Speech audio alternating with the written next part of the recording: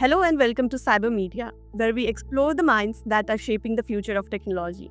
Today, we have with us a transformative leader known for his bold vision, relentless focus on products, and his profound ability to drive changes. Joining us today is Jeetu Patel, President and Chief Product Officer at Cisco. Jeetu, welcome to CyberMedia, and we're really happy that you have make time to join us. It's really an honor to sit and have this conversation with you. Talking Thank you for about having me, your Patel. journey itself, Jitu, yes, thank you so much. I have been following you for a very long time now. I have seen some of your videos where you have talked about your professional as well as your personal journey that has been remarkable. So it will be very fascinating for our audience as well to get a glimpse of your life from your early days in India to becoming the CPO of Cisco. What was it that fueled your early days? Or was it a few of my early days? Let's see. So I grew up in Mumbai, and I moved to America in 1991 for undergrad, and it was I didn't get along that well with my dad, so he was not really doing things that were super ethical, so I didn't feel like I wanted to be part of that, so I decided to leave. I came over here, and interestingly enough, when I first moved to the US, I came and stayed with my uncle. He helped put me up for a while I got my feet on the ground. I was going to school, and this professor of mine was kind enough to introduce me to a couple people that were, co-founders of a company that came out of Xerox. And it was a market research firm. And my professor said, I think you should talk to them. They gave me an internship. And then while I was an intern, the original investor was going to be selling their stock. And so they said, hey, we're going to be buying out our original investor. So I'm like, oh, I want it. And they're like, well, the first round they'd put in like 10,000 each, but then after about 6 months, they're like, well, we're going to be putting in 250,000 each one of us. And I was making like $4 an hour at the time. I'm like, well, I want in. They're like, well, you have to put in $250,000. I don't know if you got $250,000. So I went to one of the people that I knew who was kind enough, and I'm like, hey, I need to borrow $250,000. And he just looks at me and goes, why do you need to borrow $250,000? I'm like, I'm going to buy this company. He's like, what are you going to do when you buy the company? I'm like, I'm going to run it. And so he said, okay, son, come by tomorrow, pick up $250,000. I'll charge you 10% interest. I got $250,000. I ran that company for 17 years, which was a great ride. And then from there, one thing led to the other. I wanted to understand scale a little bit more because I was a small boutique consulting firm. And so I decided to move to Silicon Valley. We were going to sell that company to EMC. It didn't work out. But then at the last minute, the guy who was looking to buy me out bought me out. So I went there, I joined them as CTO. And then one thing led to the other in the Valley. And then in the Valley, it's actually once you're in the locale, if you work hard, you're halfway, you have halfway decent ideas. One thing leads to the other, and before you know it, there's a huge amount of momentum that you can gain. And so that's the story. So I went to EMC. From EMC, we bought a company called Simplicity. I became CEO of Simplicity. We scaled that business 0 to 100 million within a very short amount of time, like 18 months. Then we decided to spin that business out because Dell was buying EMC. So we sold it to private equity. I didn't want to go work for private equity, so then I joined Box. We scaled Box from 200 to 800 million. And then I was going to join a fan company to run advertising for them. And then at the last minute, Chuck Robbins, our CEO, called me and made an offer I couldn't refuse. And I was going to start at that other company in 9 days, and instead I changed my mind and joined Cisco, and it's the best career decision I've made. So it was a fun ride. Sorry for the long, lengthy answer, but it was a fun ride. No, that's an incredible journey and really fascinating actually. While talking, I have often heard you talking about delivering quality while simplifying tech for others. So, how have your philosophies evolved throughout your career? I always felt like um, if you really sweat the details and take pride in what you do and build something that is noticeably excellent, um, in general, in the long term, that pays off for you, and it's a good decision business-wise. But in the time when you're doing it, it's very tempting to take shortcuts and say, you know what, I'm not going to do this one piece, I'm just going to ship it out. And so what I've always tried to do is, and it's actually not that opposed to my personality, because I always liked meticulous design, and I was always a design person when I was younger even, and I like, things which have had a level of craftsmanship that's put into it. So I think in product, the reason I gravitated towards product is I felt like there was this magical thing that happens when you put enough heart into craftsmanship. And so if you build something that's truly phenomenal, that people love, that they can't resist but talk to their friends and family about, what that does is creates a viral movement. And before you know it, the network effect starts taking over, and people talk to each other, and the word spreads. And when the word spreads, all of a sudden everyone wants to use you. And so I think that's always a good formula, that if you want to build a product for hundreds of millions of people, billions of people, there is no marketing engine that can get you that notoriety. The only thing you can do is build a great product that people talk to other people about, people adopt it, virally, and then there's commercial relevance to the product. And if those three things happen, you get emotional appeal, you get significant adoption, and you get commercial relevance, then everything else falls in place. And so that's the way that I've always thought about building products, and I've so far it hasn't proved us wrong. And it's a relatively simple formula that very few people actually follow. And so if you follow it, you tend to get yourself stood up against the rest and stand out against the rest. And it seems like the only right way to do it. Like, what is the alternative way? Like, it doesn't even seem like it makes sense. Like, would you want to build a product that people don't love? No. Would you want to have a product that doesn't get adopted? No. And would you want to have a product that's not commercially relevant? No. But even then, if you don't focus on those three things won't happen. So you have to make sure that you obsessively focus on those three things. Let's talk a bit about Cisco itself. Cisco has also been going through a fundamental shift, and it's not just about products. It's particularly with your AI first and cloud first strategy. So can you elaborate a bit what's driving this shift, and what is the ultimate goal that Cisco is targeting? In tech, every 10, 15 years, and by the way, that cycle time is compressing, but typically every decade or so, you find a massive platform shift that occurs.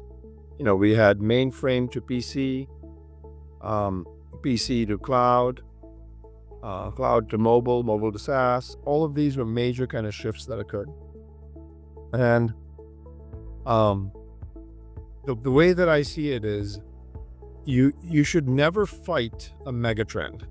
You should always use it as a tailwind, because when you start fighting a megatrend, you're going against the force of the entire industry coming towards you. But if you use it as a tailwind, it can propel you forward. And so AI happens to be one of those megatrends right now. And by the way, the important part is knowing the difference between a hype cycle and a megatrend. Because, a megatrend is something that is inevitable, that's going to happen with or without you. A hype cycle is something where a lot of people talk about it, but nothing's going to happen. I think with AI, it's definitively a megatrend, and so what I have felt is when you have something like this, you have to be first to market and you have to be all in. You can't be, one of the things that large companies don't do badly is they bet on a lot of areas. Like just like small companies, they'll actually take experiments and bet on a lot of areas. What they don't do as well is when they find something that works, they don't go all in. And I think what we are doing right now at Cisco is we're saying we're all in on AI all the time. We're AI first, And right now, why is that the case? And why is that so important? Because we're probably experiencing one of the most seismic shifts in the history of humanity with AI. And we're in the second major phase of it. And the first phase was these chatbots that intelligently answered our questions. And we felt like that was magic. Like, oh my goodness, look at what this is doing. The machine understands my language rather than me having to learn the machine's language. And then the second phase is when you have these agents that are going to be able to conduct tasks and jobs almost fully autonomously, on behalf of humans. And I think that second piece will actually completely change the dynamics of how the world operates, because we will have an exponential rise in throughput per capita, and when you have that kind of a steep curve of increase in throughput per capita, what you have to keep in mind is, you have to look at the constraints of what could stop that from happening. And right now, what could stop AI from happening are a couple of things. Number one is the constraint on infrastructure. And number two is the deficit of trust. Those two things are pretty important. A constraint on infrastructure means that we're constrained on power, we're constrained on compute, and we're constrained on the network. I mean, just think of it. If you had 10 agents per every human, that is 10 times the network bandwidth that's going to be needed. If these agents are working round the clock, maybe it'll be 30 times the bandwidth, because most people work 8 hours a day. If you work 24 hours a day as an agent, that's 3 times what an individual would have. And if you have 10 times the number of people, that's 30 times the number of people that are these digital workers. And that requires a certain amount of network bandwidth and capacity. What does Cisco do? Cisco makes power efficient networks and builds servers and make sure that we actually have low latency, high performance networks in place. Those three things become part of the fabric of the infrastructure. And if we provide the infrastructure for AI, that actually makes us very relevant. And it's not something that we had to go build that was brand new. We actually already have what we've been doing over the past 40 years, just got to be infinitely more important.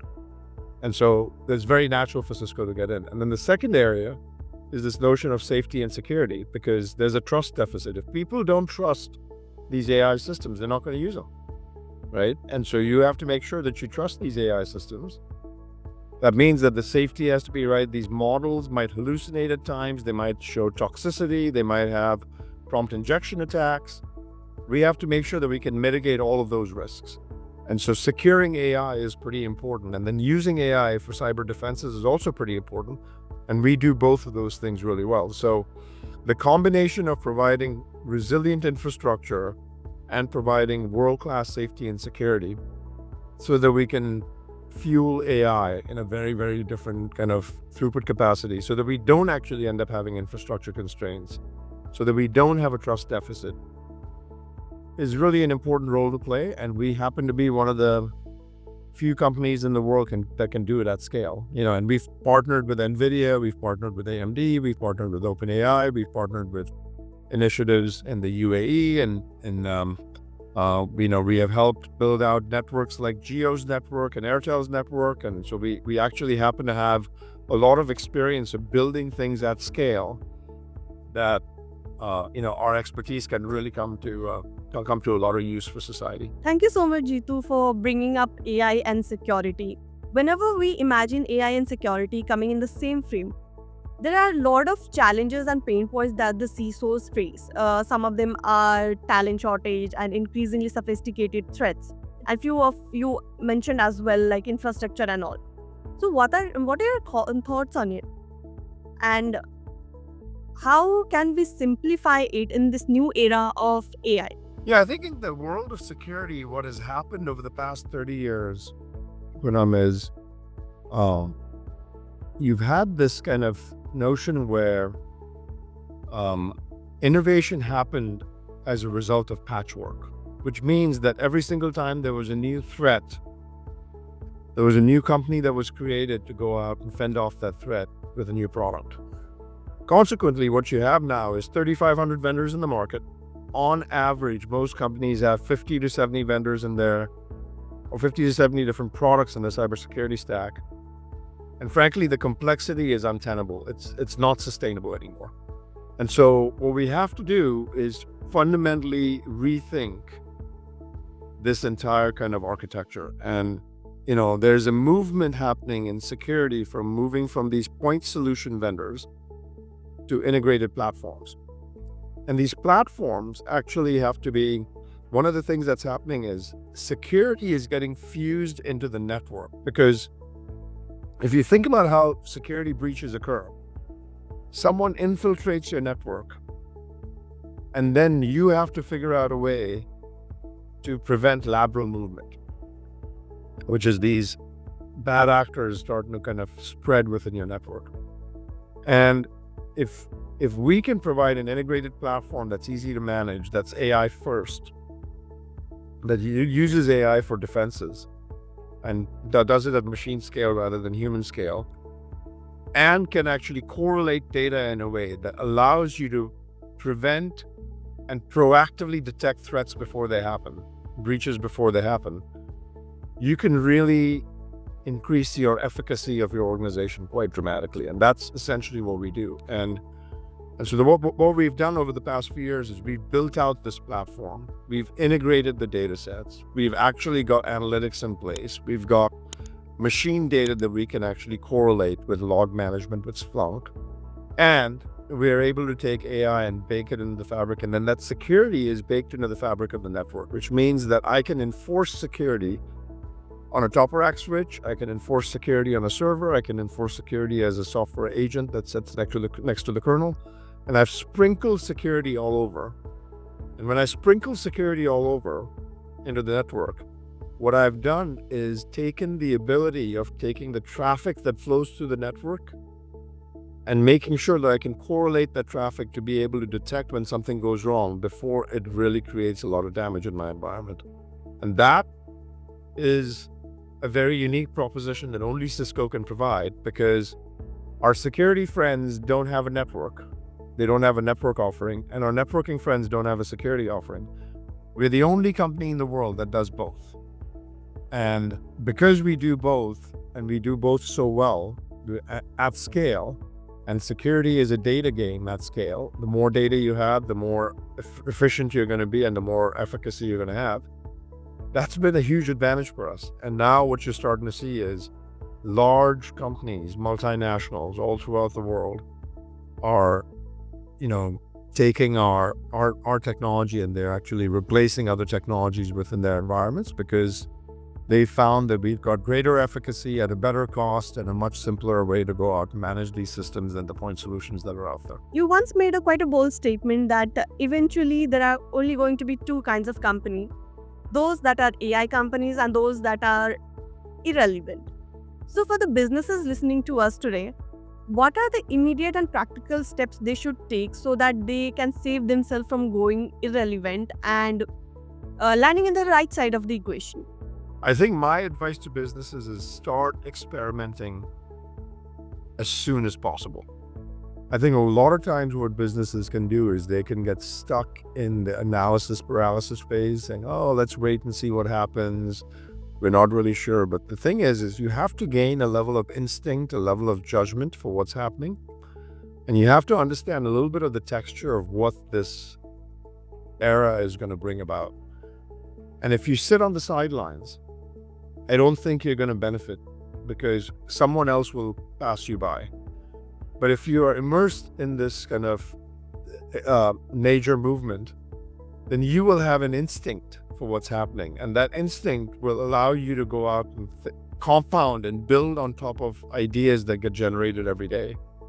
And before you know it, there's this massive snowball effect that happens where there's a compounding value, where every idea can build on the next idea, or build on the previous idea. And then before you know it, you've actually got this innovation engine in place.